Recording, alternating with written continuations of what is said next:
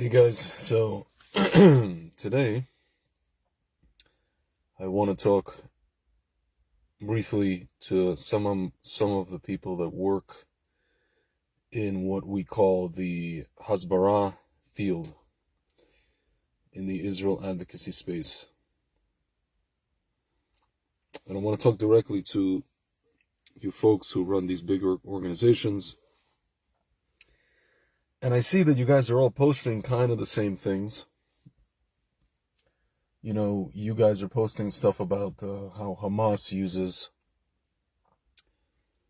the citizens of Gaza as human shields, how they, use hospitals as army bases, military bases, how they've captured and kidnapped our people, and Jews and Holocaust survivors and babies and just people in general, brought them into tunnels.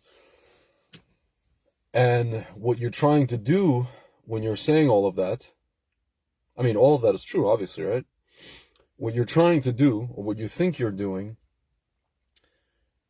is you're trying to appeal to the humanity of people who are listening.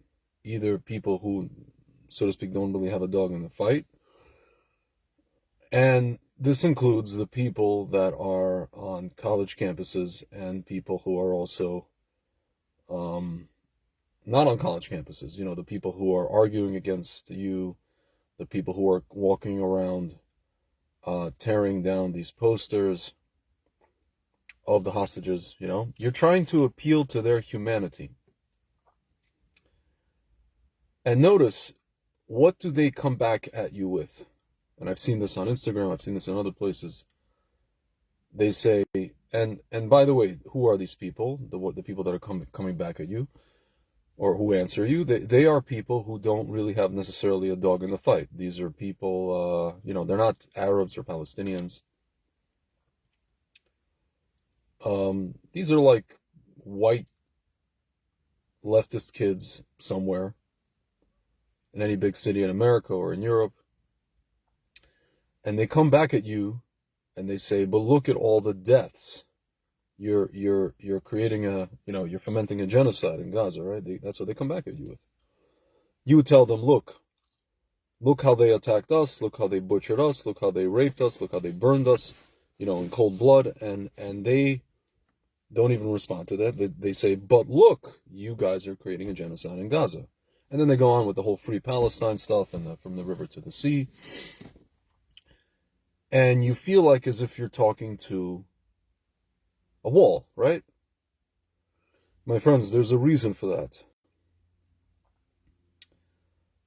The people who are running the university systems around the world, this includes places like Oxford, Harvard, Yale, Columbia. I'm just naming a few places, but it really, they're pretty much most of them around the world, in the Western world. They are coming from what's called the Gnostic Ideology.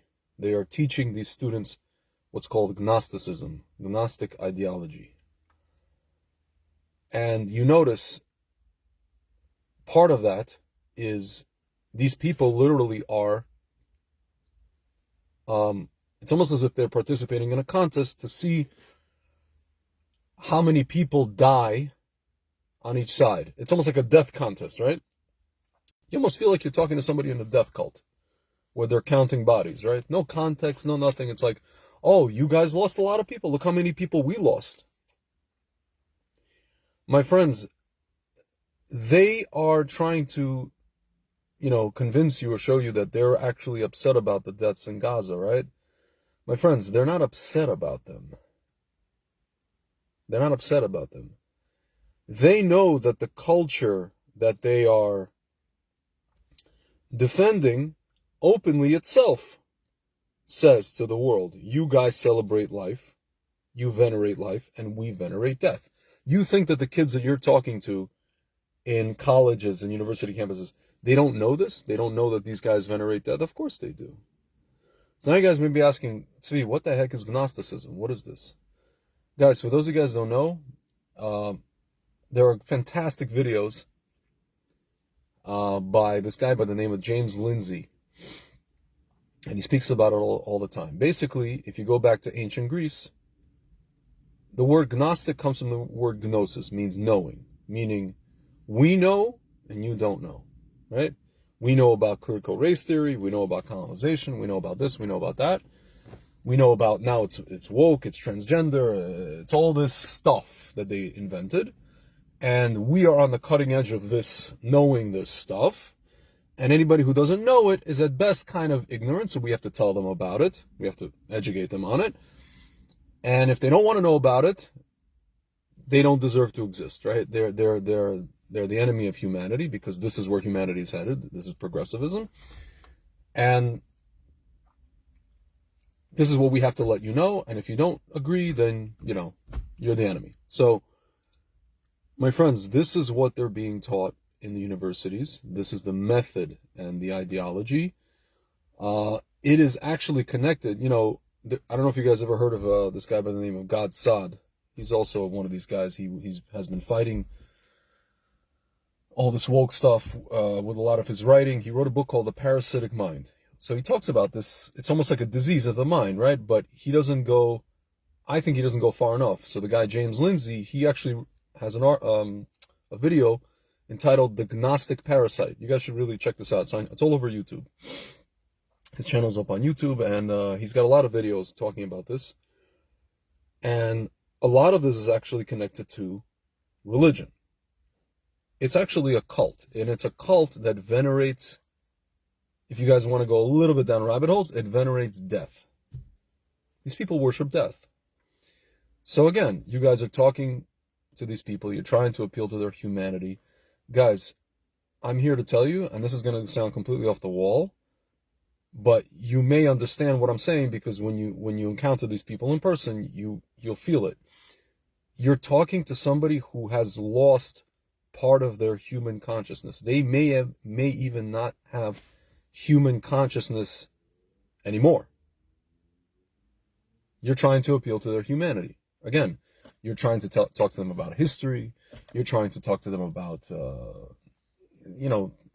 certain dynamics, the situation on the ground, this, that.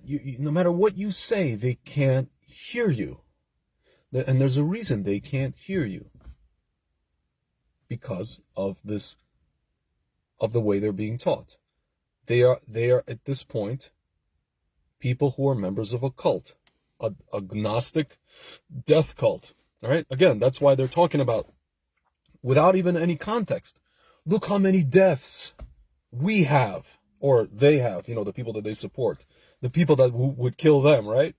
They're walking around with like, what is it? The rainbow flag, and inside the rainbow flag is a Palestine flag. Guys, we've heard the jokes again, chickens for KFC, but it's funny, guys, but you understand, in order to get to this place, in order to get to a place where you would cheer on people, where these kids would cheer people on who otherwise would have them killed if they went to Gaza, if they went to where they live, there has to be some kind of cult element to this. There has to be some kind of brainwashing, guys. And I spoke about this before. This all started when the Soviet Union started, injecting itself into the university system in the West, in Europe and in America. But now it's gone deeper than that. Now it's gone to the point of a religion. These people believe what they believe. So guys, you're sitting here talking to these people, trying to tell them about rockets and rockets that are being fired from schools and hospitals and mosques, trying to talk to them about all kinds of things that normal humans are like, wow, like this is messed up, right? This makes sense what you're saying, right? We're trying to tell them that these people see every Israeli citizen, even a baby, as a soldier, and how they want us to see every Gazan as a civilian. It makes sense, right? The logic makes sense, but you're trying to speak logic to people who are just zombified. They're like this. There's nothing going on, right? Now you guys may be asking, Tzvi, so what do you suggest? Guys, what do I suggest is that a lot of these kids that you see, on these campuses are Jewish. And that is actually, they are the product of the failure of specifically the Israel advocacy space.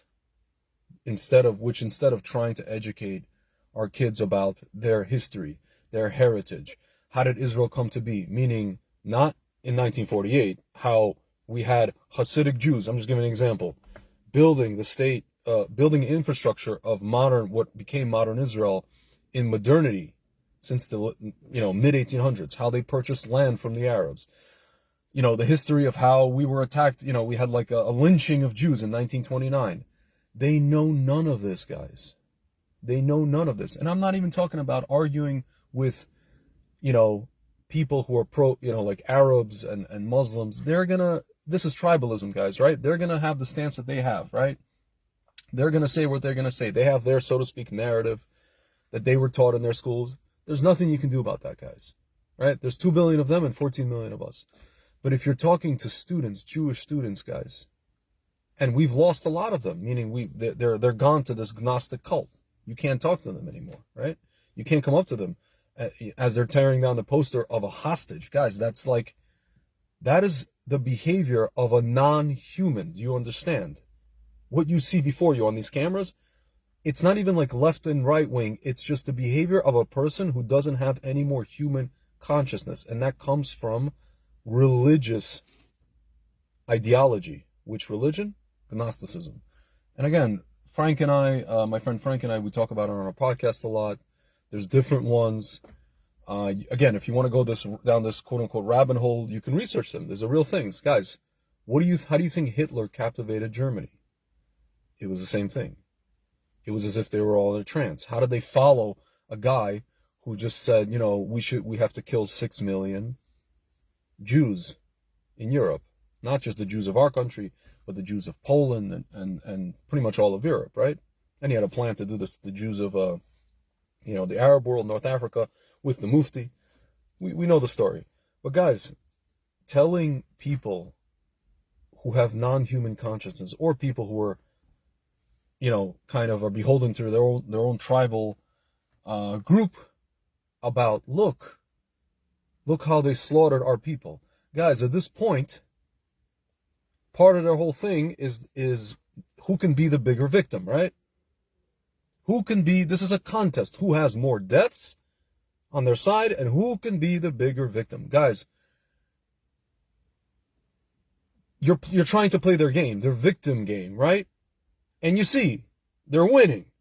When you play their game, their victim game, which comes from their religion, which comes from their entire existence and religion and ideology, the underpinning of which is how many deaths can we have on our side, no matter the context. It doesn't matter if our own government are the ones that are using our own people as human shields. They don't care about that, guys. It doesn't matter to them. They know. You think they don't know? They know. Of course they know. It doesn't matter. To them, it's the result is the result. It doesn't matter the context. It doesn't matter what we did to you first. It matters that you're the occupier, and we're the victim, and that's it. Even though, of course, we know it's not true that we're the occupier, right? Jews cannot occupy Judea. Arabs have 20 countries. They don't want to let them in. Egypt did the same thing to their own tunnels, to their own Hamas tunnels, as we probably should do, right?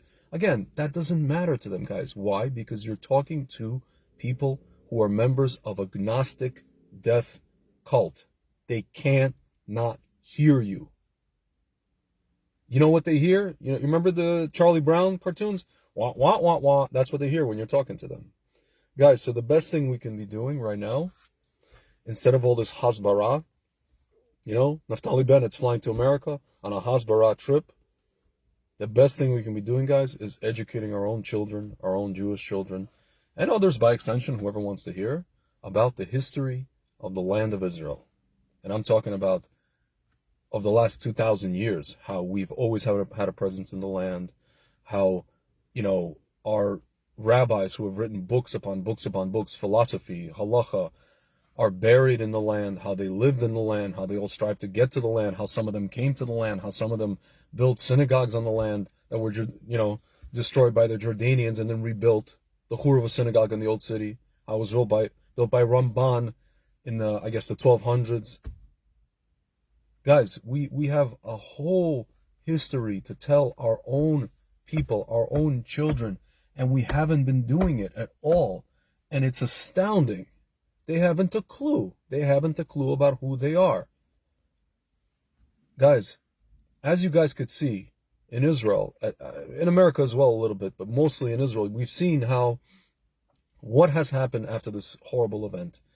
People are now getting closer and closer to Hashem, to Torah observance, to Judaism, lighting candles.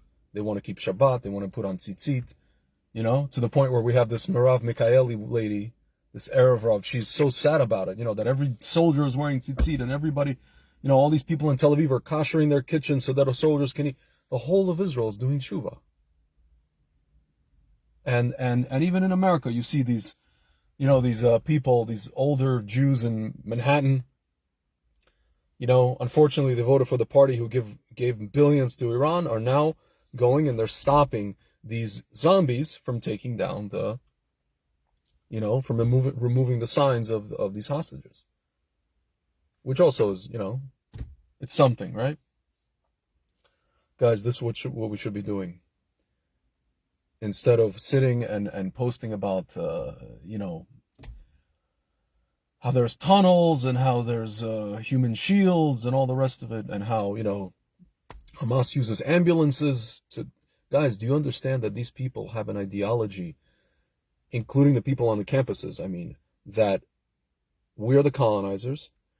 We must be the place must be decolonized by any means necessary. It doesn't matter if these people use ambulances. It doesn't matter if they're committing war crimes. Yes, they are using their own people. And their own people some of them don't want to be used. They're used by force. Some of them want to be used. Again, they say, you guys have a culture of life. We have a culture of death. We want to leave this world. Guys, does that sound familiar? That's Gnosticism. It says that it's the same thing. Or Satanism. I don't know. They say, we're stuck here on this, on this earthly plane. We're stuck in our bodies. We're the souls, right? And we were created by this thing called a demiurge, which, is actually the God of the Hebrew Bible. And we're stuck and we have to be liberated. How do we get liberated? Well, some of these people who follow Islam or Islamism, they say martyrdom, right? I have to die for Allah. I want to leave this world. I want to go to paradise. I don't want to be in this world. These Gnostic fruitcakes, guys, similar things, but they're happy to sacrifice other people. They don't want to die. They want to stay here, and drink their, what do they call, pumpkin spice latte, right? As they talk about the occupation. Guys, we're wasting our breath and we're wasting our time talking to walls. We're talking to members of a Gnostic death cult. The best thing we could be doing is teaching Torah and Jewish history to our children, the ones we haven't lost yet to these Gnostic fruitcakes on college campuses. And that's it. And that's really it. And you could say, well, Tzvi, come on, like this is going to be, we're going to end up in a, what do we call it? Like a bubble, an echo chamber. Guys, yeah. How is it going to be any different than what we have today, where we're just talking in echo chambers about all this stuff that I just mentioned that you're wasting your breath on, and the only people that are really hearing us is each other, right?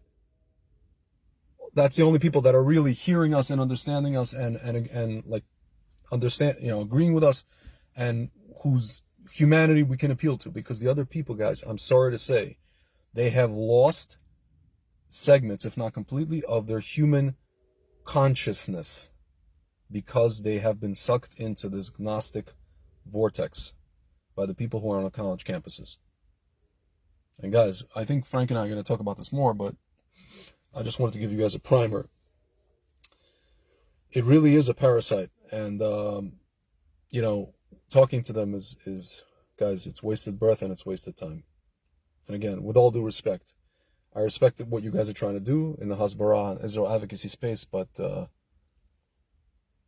we have to change something here. And Zrat Hashem, we will. And by the way, those of you guys are asking, Tzvi, how come you don't do it? I'm doing it, but I'm one guy, guys. I have 1,100 followers on Instagram. I have 35,000 followers on Facebook, but my page is shadow banned for that very reason. So, for those of you guys working in Hasbara, these organizations, if you want to talk, come check out my page, Just Own It Israel on IG, Instagram, The Nation of Israel on Facebook, and YouTube, same thing. All right, I'm Israel High. Talk to you soon.